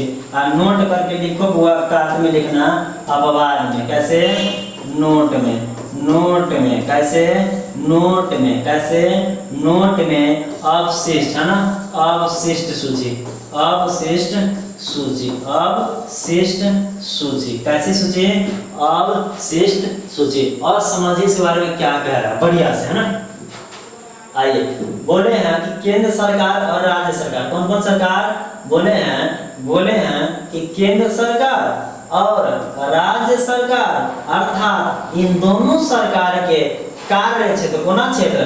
कार्य क्षेत्र को 3 वर्गों में, कितने वर्गों में? 3 या 3 सूचियों में बांटा गया है। पहली संघ सूची, दूसरी राज्य सूची, तीसरी समवर्ती सूची। अब इसी को आपको स्लाइड के माध्यम से समझा देंगे, कुछ नहीं है। देखिए, संघ सूची मिल लो, दूसरा राज्य सूची मिल लो, तीसरा समवर्ती सूची मिल लो। अब करना क्या है? 3 सूची लिखे ना, संघ, राज्य, समवर्ती, इन तीनों में ना छोटा सा एग्जाम्पल लिखिए, छोटी जगह पर ना, काट में EX या जैसे ये उदाहरण लिख लीजिए। देखिए, संघ सूची में उदाहरण लिखिए, प्रतिरक्षा, विदेश नीति, संचार साधन, मुद्रा, बैंकिंग इत्यादि विषय पर कार्य या इत्यादि विषय पर जो नियम कानून बनाने का अधिकार है, संघ सूची का हो गया खत्म, बस। दूसरा राज्य सूची में लिखिएगा जेल, स्वास्थ्य, शिक्षा, पुलिस इत्यादि का अधिकार राज्य सूची का, ओके। तीसरा समवर्ती की बात करता है, शिक्षा, वन, विवाह, शादी, गोद लेना, उत्तराधिकार, ट्रेड यूनियन, व्यापार संघ इत्यादि का अधिकार समवर्ती सूची में रखा गया। आपको बताते फिर समझिए अच्छा से। अब समझना है अच्छा से, 400 नंबर ना लेना हो, कितना लाना है 400 प्लस में लाना है। 400 प्लस वाला बात समझिए। आइए 400 प्लस वाला बात समझने के लिए आपको ना ऐसे लिखना पड़ेगा, या लिखना क्या पड़ेगा समझिए। देखिए 3 को सूची, पहली बात कि सम सूची में वैसे विषय रखा जाएगा जिस पर केवल और केवल केंद्र सरकार का हस्तक्षेप होगा। क्या होगा? हस्तक्षेप। दूसरा, राज्य सूची में वैसे विषय वस्तु बनाया जाएगा जिसमें केवल और केवल राज्य का हस्तक्षेप होगा। विशेष मामले में केंद्र सरकार करती है, वो बता देंगे। ये समझते क्या? आपसे क्वेश्चन पूछेगा कि निम्न में से कौन ऐसा सूची है, निम्न में से कौन ऐसा सूची है जिसमें केंद्र और राज्य दोनों बनाता है। भाई मेरे जो समवर्ती सूची है इसमें केंद्र और राज्य दोनों सूची बनाते हैं, दोनों के अंतर्गत आता है। समवर्ती मतलब साथ में, सम मतलब बराबर, जो पीछे है ये दोनों संघ और राज्य, इन दोनों को संघ, ध्यान सुनिए आपको क्या लिखिएगा एक नोट डालकर, संघ और राज्य इन दोनों का अधिकार समवर्ती सूची के अंतर्गत आता है, समवर्ती सूची के अंतर्गत आता है, कोई दिक्कत नहीं। यदि दोनों सेम विषय बिंदु पर नियम बना देगा तो मान्य किसका होगा? बड़का के ना, बड़का कौन है? संघ ना हो। मान लीजिए यदि राज्य सरकार कोई नियम बनावे, केंद्र सरकार कोई नियम बनावे और दोनों नियम आपस में की होए लगभग बराबर की होए, आप लिखिएगा, तो उसमें मान्यता किसको दिया जाएगा? बड़का के दिया जाएगा। हो आपसे क्वेश्चन पूछेगा कि कोई सेम नियम राज्य सरकार बनावे, कोई सेम नियम केंद्र सरकार बनावे, इन दोनों का नियम यदि लगभग बराबर आ गया, टकरा गया, तब मान्यता किसे दिया जाएगा? मान्यता किसे दिया जाएगा? तो केंद्र को। किसको? अर्थात संघ सूची को। किनको दिया जाएगा? संघ। बात दोनों बराबर करे लेकिन अप्रूवल कितना होगा? संघ का, क्योंकि राज्य का नहीं। बात दोनों बराबर सेम है, फिर भी बड़का का मतलब क्या है? बात मानना ना, यही है, ये सबसे मेन है, इसी की बात मानना पड़ेगा। ठीक है, ओके। आइए, और समवर्ती में दोनों का मेल होता है ना। अगला है अवशिष्ट। क्या है? इसको अच्छे समझिए, पूछा नहीं गया है, कहीं पूछ देगा तो फिर गड़बड़ हो जाएगा। चलो इसको हम समझते हैं। ये कहना क्या चाहता है? कहना क्या चाहता? अच्छे समझिए। द्वारे अवशिष्ट सूची कुल मिलाकर है 3 सूची, एक एक्स्ट्रा बड़ा है, ये है नोट दे के बोले थे ना अवशिष्ट। आइए क्वेश्चन पूछेगा कि बताइए अवशिष्ट सूची पर कौन सरकार नियमन बनाएंगे? केंद्र सरकार बनाएगी। कौन बनाएंगे? केंद्र सरकार बनाएगी। और क्या अवशिष्ट सूची के अंतर्गत कौन कौन आएगा? साइबर क्राइम, अंतरिक्ष से संबंधित विषय और कंप्यूटर एवं इंटरनेट से जुड़े मामले।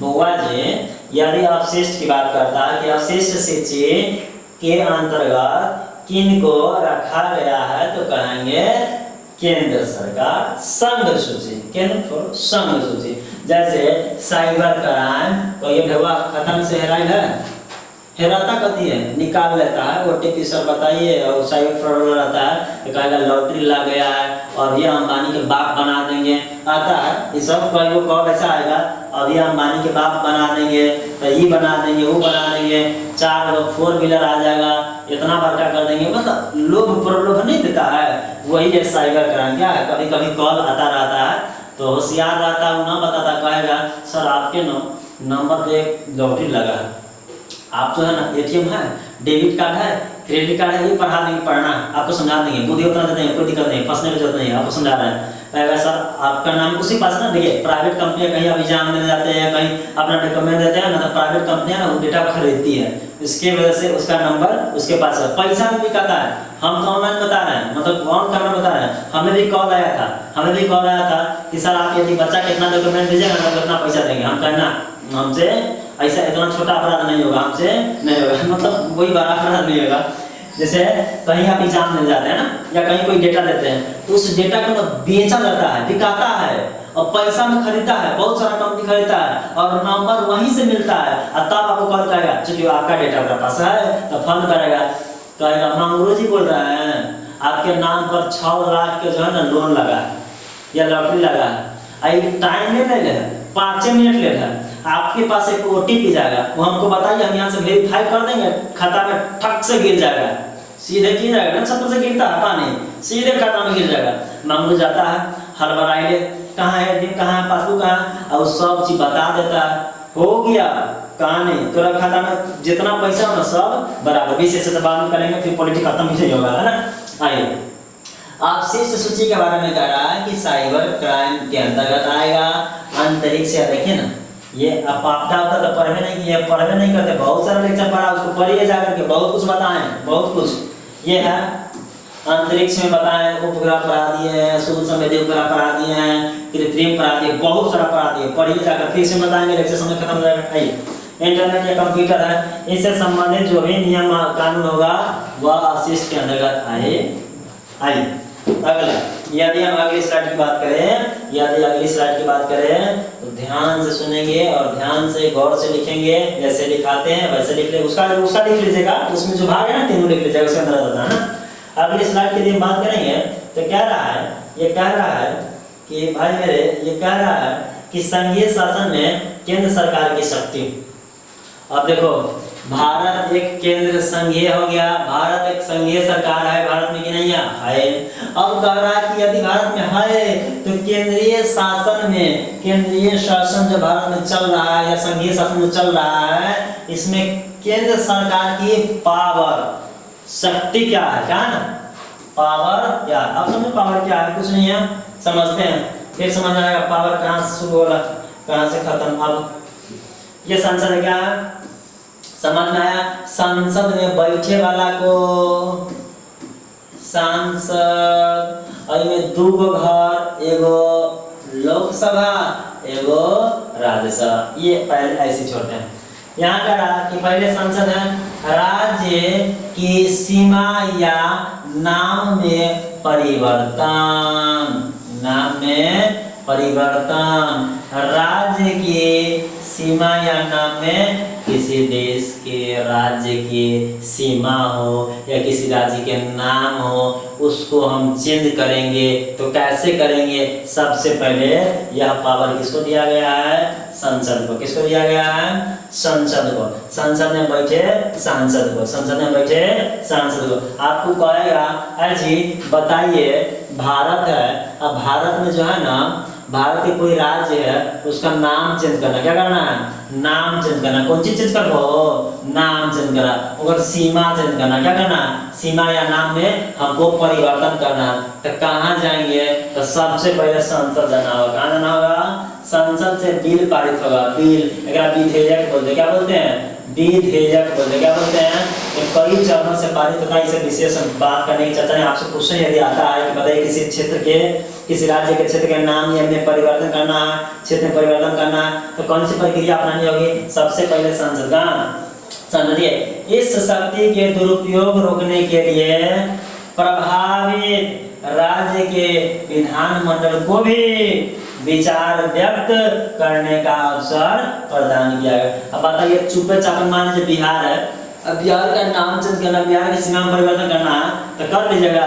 सांसद कहीं मन होगा, संसद भवन में हो सकता है। कहा नहीं, ऐसे नहीं भाई मेरे, तू जो ना राज्य के चेंज करेगा ना, जो ना राज्य की सीमा परिवर्तन करेगा, जो ना राज्य का तू नाम परिवर्तन करेगा, वहां पर विधानमंडल, कौन मंडल, विधानमंडल को भी विचार अपना रखने का मौका मिलेगा।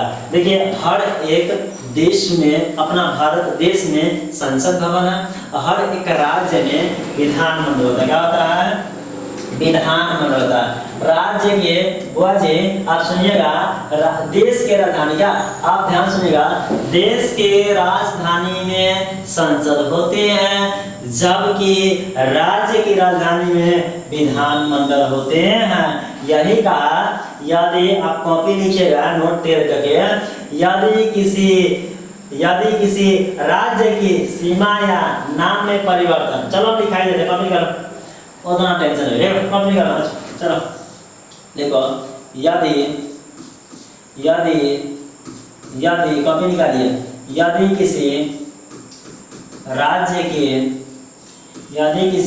के सीमा, कौन सी सीमा या नाम में परिवर्तन करना हो, क्या करना हो, परिवर्तन करना हो तो पहली कदम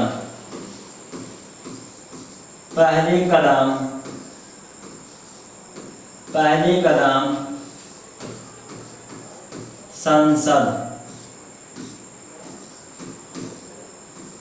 होती है। पहली कदम कौन होंगे, संसद। साथ ही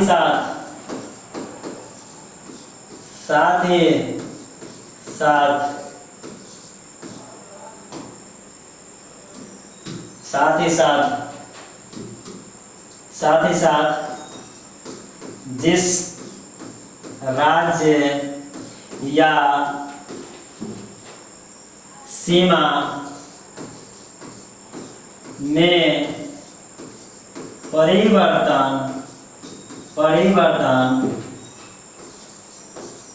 करना चाहते हैं वहाँ के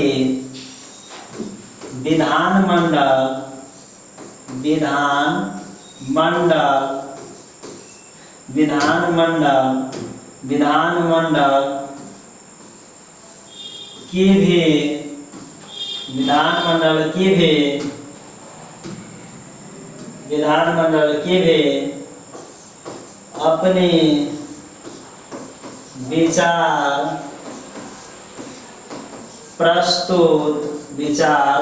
प्रस्तुत करने का मौका, कौन का मौका है ना, दिया जाता है।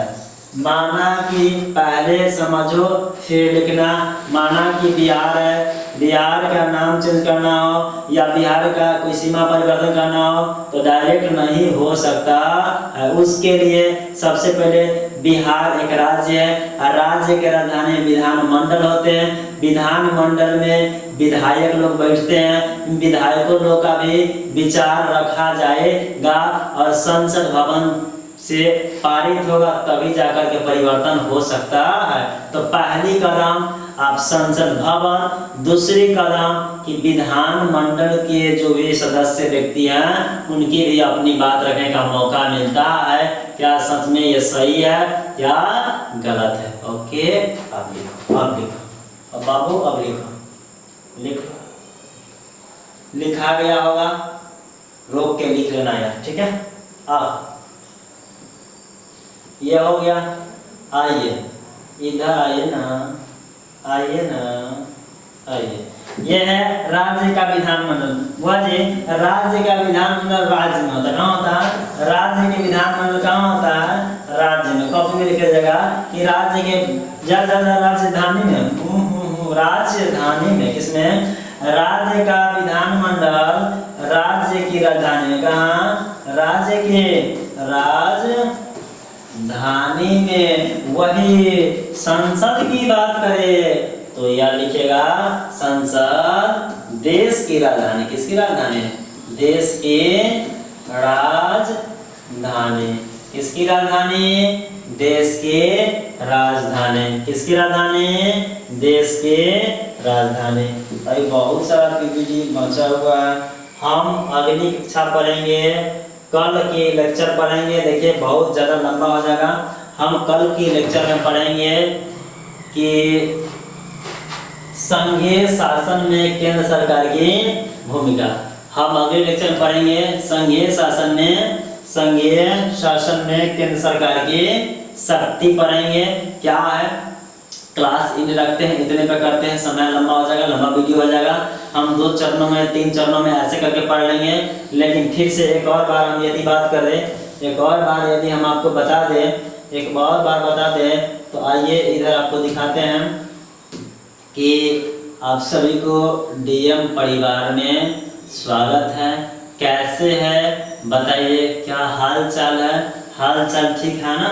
आइए, यदि आपका भी इच्छा है, आपका भी सपना है, आपका भी दिल है, करता है 450 प्लस नंबर लाए, कब लाए? ये जो 2027 में बिहार बोर्ड का एग्जाम होगा, की होगा? ये आपका भी बिहार बोर्ड का जो एग्जाम होने वाला है 2027 में, यदि आपका भी इच्छा है बिहार बोर्ड में 2027 में 450 नंबर लाए, तो आप 450